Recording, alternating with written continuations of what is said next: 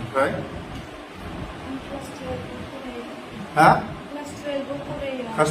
12 बबे कलेजाव फरायो नों हा ओमफ्राय गामिया फुटबलजरा बिसिबां जाखो बे गुवाहाटियाव फैनाया हा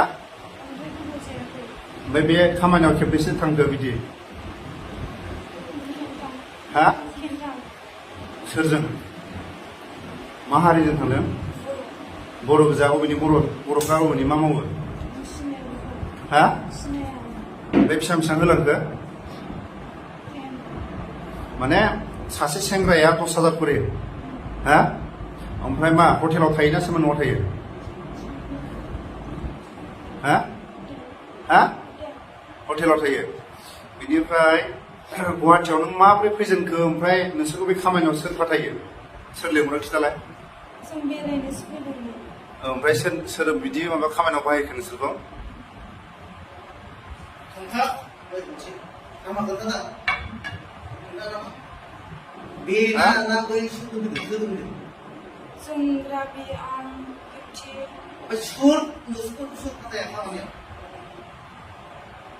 फिसा माबा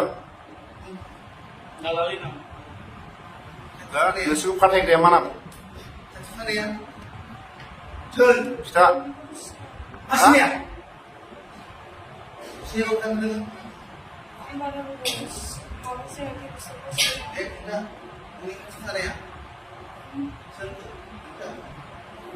दा न'आव थांफिननानै फरायगोन ना मागोन नों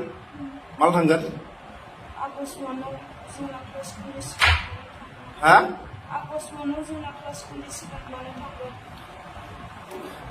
डाइरेक्ट नोंसिनि आइ आफाखौ बे भिडिअनि गेजेराव लिंहर गामिनि गेजेराव नोंसिनि न'खरनि मानसिखौ गामिनि सेक्रेटारि प्रेसिडेन्ट नों मोनथिना मोनथिया गामिनि हा दे खिथा सोर नोंखौ सोर लिंहरा मोखां थिखां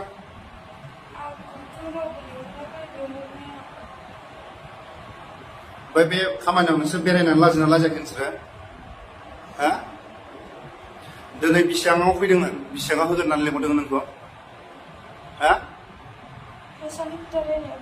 ओमफ्राय बेसेबां होगोन होनदोंमोन हा जायगायाव हटेलाव थानो होननानै लिंहरदों आरो हा सोर लिंहरनाय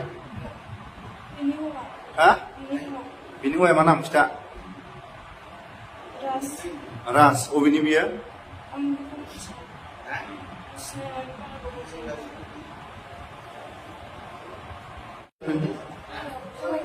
दे फार्स्टआव खिथा गामि ओरैनिफ्राय बोरै बोरै फैजेननाय खिथा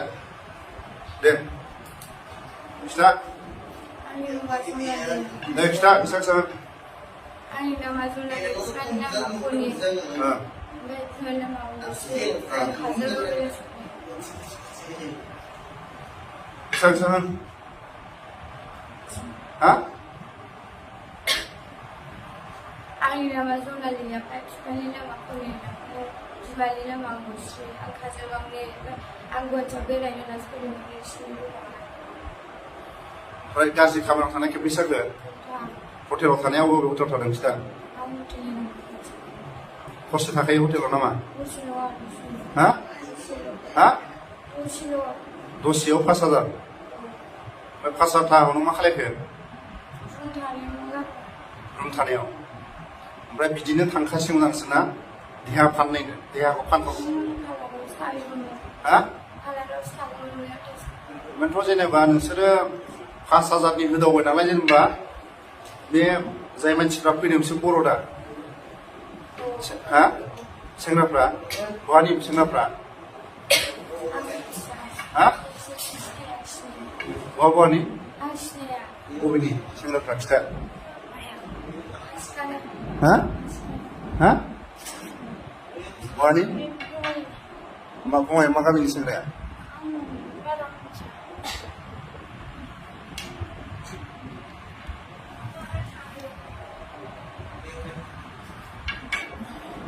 बिसोर गासिबो आरो ना माने 5,000 10,000 थाङो आरो बिसोरो 5,000 10,000 नै बुझबाय ना 5,000 10,000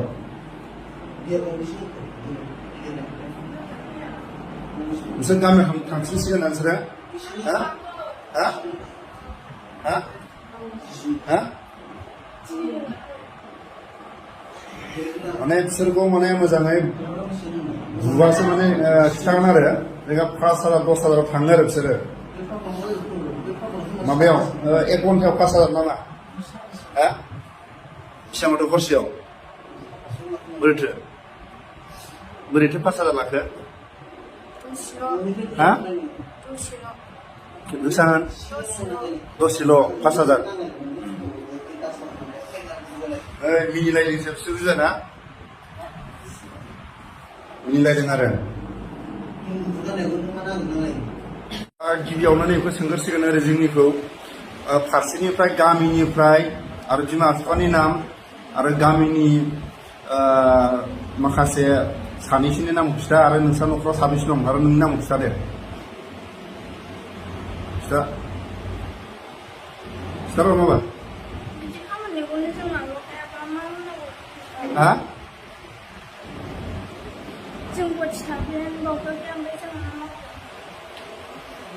गोसा बुं ओरैनो बेबायदि गाज्रि खामानियाव खेबबेसे जाखो थांनाया हा खननै ओमफ्राय बेसेबां लाखो फैसाया हा सासेनाव 10,000 सासेनाव 20,000 मा जाथि बिसोरो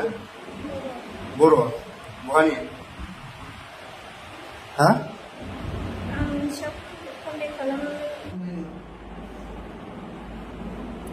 एक्सएनजिबि सासन आरो मोनबावाखै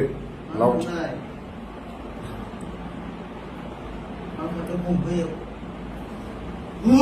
मानो खारनाय खिथालाय देलाय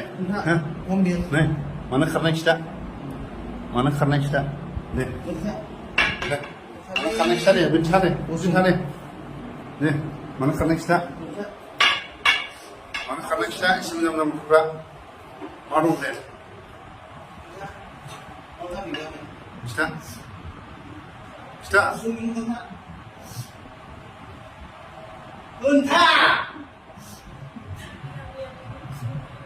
हा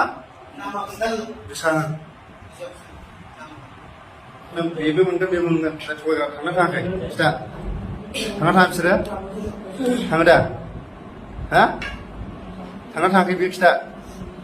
बेथ' मोनखागोन दे खिथा दे थाङो दा थाङा खिथा डेन्जार बुस्थु आरो बिसोर ना माने खुगा सिया माने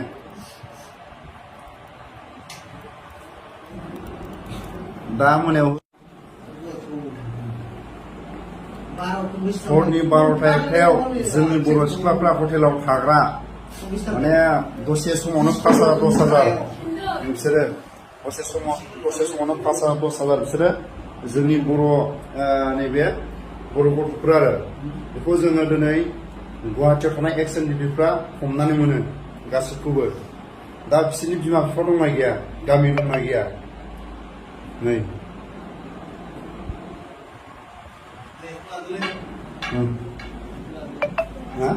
मोनजादोंना मोनजायाखैमोन गाननो मोनगोना मोनाखैमोन थाखा फैसा मोनाखैमोन ना फरायनांगौमोन बेखौ बुंना लागोन नोङो हरनि 12टा 1टायाव एक्सएनजिबिनि अपारेसन गुवाहाटियाव माने गाज्रि देहा फाहामग्रा आरो जाय बिथांमोननि माखासे